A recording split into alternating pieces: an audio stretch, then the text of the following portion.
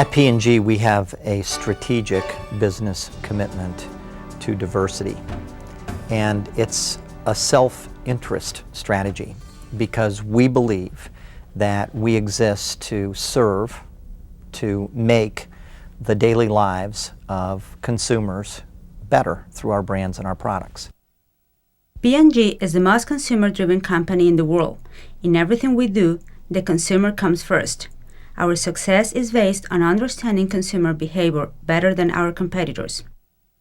By the year 2040, the U.S. Census Bureau estimates that 50% of the U.S. population will be made up of Black, Hispanic, Asian, and Native Americans. Today, the average net worth of a minority family in America is still only 60% of a white family. P&G is dependent upon the steady growth of the entire U.S. economy to meet its long-range objectives. This means all families must have the ability to afford our products. We estimate that minority consumers make up about 30% of our North American consumer base. Supporting minority businesses is in our best interest. We understand that working with minority businesses is intrinsically right because these businesses employ large numbers of the minority population. Research of minority-owned businesses has found that, on average, 75% of their employees were in a minority group.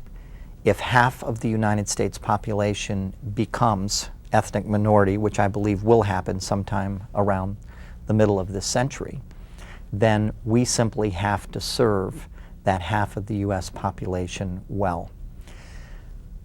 Suppliers who are minority suppliers extend our supply base. They give us access to new capability, lower costs, I would argue new innovation.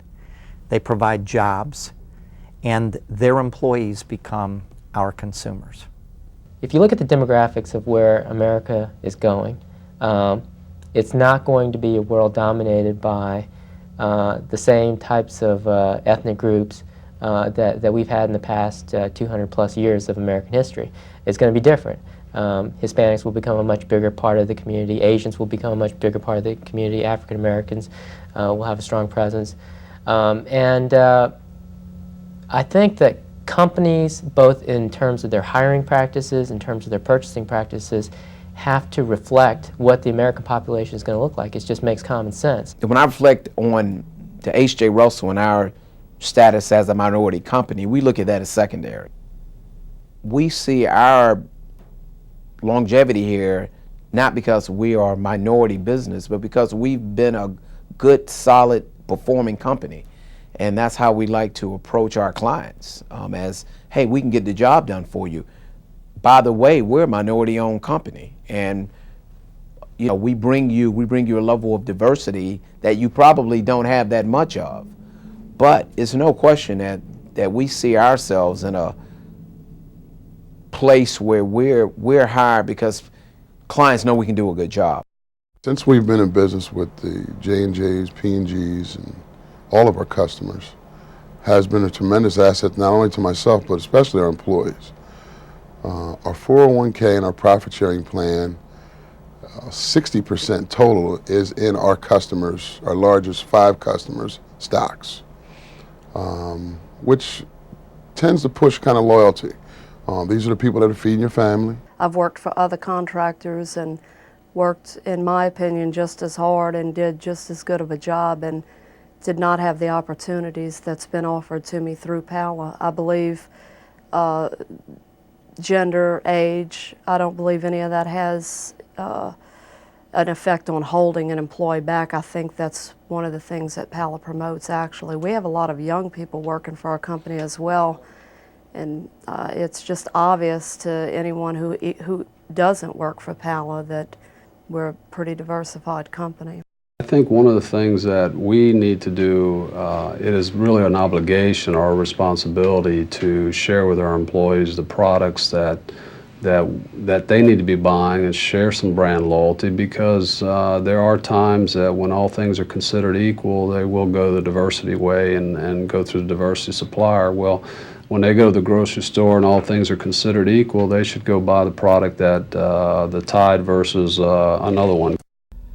what we have talked about thus far concerning the importance and the rightness of the supplier diversity programs, that such a habit will have been established of doing business and the reasons for the value of doing business, that it will no longer have to be mandated.